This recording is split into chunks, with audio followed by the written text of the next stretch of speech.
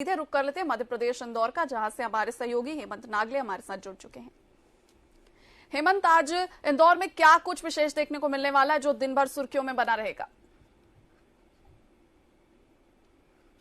तो आपको बता दें, ब्रेक में जाने से पहले हमने आपको छत्तीसगढ़ की तमाम बड़ी राजनीतिक गतिविधियों के बारे में जानकारी दी और इसके बाद सीधे चलेंगे मध्य प्रदेश, जहां से हम मध्य प्रदेश में होने वाली तमाम बड़ी राजनीतिक गतिविधियों के अलावा अन्य खबरों की भी बात करेंगे। और छत्तीसगढ़ में राजनीतिक सियासत गरमाई हुई है। पूरे देश में ही एक मुद्दा जो है राहुल गांधी की सदस्यता रद्द किए जाने को लेकर लगातार राजनीति गरमाई हुई है। कांग्रेस में आक्रोश देखा जा रहा है। कांग्रेस लगातार बीजेपी पर आरोप लगा रही है और जानेंगे मध्य प्रदेश में कैसा हाल है। और सीधे चलते हमारे सहयोगी हेमंत नागले की ओर।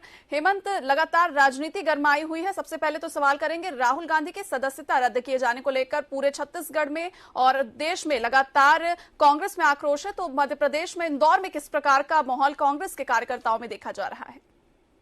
जी देखिए, कांग्रेस के कार्यकर्ता देर शाम भी इंदौर के गीता भवन पर युवा कांग्रेस के कार्यकर्ता यहां पर आए थे और आज इंदौर के कांग्रेस कार्यकर्ताओं में कई जगह मीटिंग भी रखी है और इस बात का लेकर लगातार विरोध हो रहा है कि उनकी सदस्यता क्यों निलंबित कर दी। कल भी काले गुब्बारे छोड़कर यहाँ पर और देश विरोधी नारे लगाकर भी यहाँ पर प्रदर्शन किया था और लगातार कांग्रेस अब विरोधी हो गई है। और इसको लेकर अभी तक बात की जाए अगर भाजपा सरकार की, तो भाजपा सरकार की है और राहुल गांधी इस मुद्दे को, जनता के मुद्दे को भुना रहे थे, संसद में यह मुद्दा उठा रहे थे, लेकिन उनकी सदस्यता को लेकर लगातार पूरे प्रदेश में राजनीति गरमाई हुई है। और आज भी कई जगह इंदौर में कई जगह बैठक का दौर चल रहा है। कई विधायक, पूर्व मंत्री इसको लेकर बैठकें कर रहे हैं और इसको लेकर कई जगह उग्र आंदोलन देखा जा सकता है। जी बिल्कुल हेमंत, लगातार कांग्रेसियों का उग्र आंदोलन पूरे देश भर में देखा जा रहा है। इसी के अलावा बात करेंगे अन्य खबरों की, तो क्या कुछ है जो दिन भर सुर्खियों में बने रहने वाला है?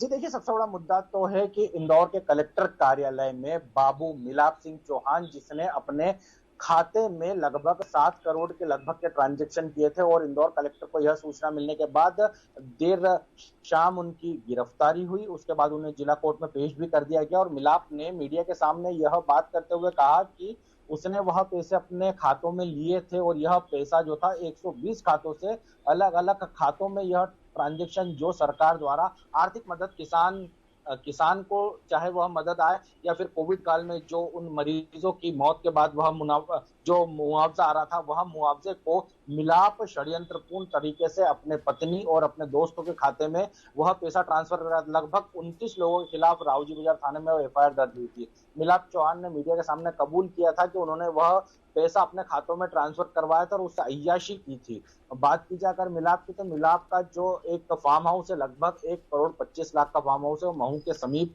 बना हुआ है। और मिलाप चौहान से अब इंदौर कलेक्टर की बात की जाए तो उसका कहना था कि जल्द वह रिकवरी करके वह पैसा वापस से सरकार के खातों में लिया जाएगा। लेकिन बड़ी बात यह है कि जो पैसा जा चुका है वह वापस से सरकार के खातों में किस तरह से आएगा, रिकवरी हो जाएगी। मिलाप को 5 दिन के रिमांड पर लिया है। वह अन्य आरोपी की भी गिरफ्तारी जल्द की जाएगी। जी बिल्कुल हेमंत, और एक बड़ा घोटाला है और इस मामले में जल्द ही गिरफ्तारी भी कर ली जाएगी। इसी के अलावा आपराधिक गतिविधियों की बात करेंगे तो इंदौर में किस प्रकार का माहौल है?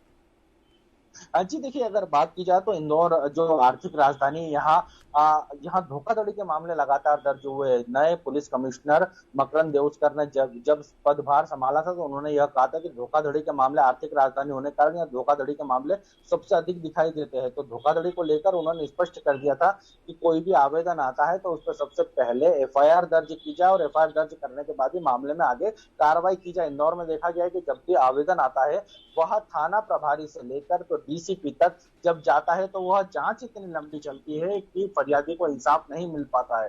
तो धोखाधड़ी को लेकर जहां इंदौर में लगातार मामले बढ़ते जा रहे हैं, उनको लेकर यहाँ पर अब नए पुलिस कमिश्नर सक्रिय दिखाएंगे। नए पुलिस कमिश्नर की बात की जाए तो वह जो पीटीएस ग्राउंड के सामने उनका बंगला था, जहां हरियाणाचारी मिश्र बैठते थे, वह अब बदलकर जल्द इंदौर के जो पलासिया इलाका है, नया पुलिस कंट्रोल रूम बना है, तो मकरंद देउस्कर जल्द वहां बैठने लगे हैं, क्योंकि जो 4 जोनों में इंदौर को बांटा गया है, लेकिन उनके बाद भी जो फरियादी आता है वो अलग अलग जोन में घूमता रहता है। तो इस कारण से पुलिस कमिश्नर जो है नए, वह अब इंदौर के पलासिया नए कंट्रोल रूम में बैठेंगे, जिससे फरियादियों से वह मुलाकात कर पाए। जी बिल्कुल हेमंत, एक प्रशासन की पहल है और तमाम जानकारियों के लिए आपका बहुत बहुत धन्यवाद।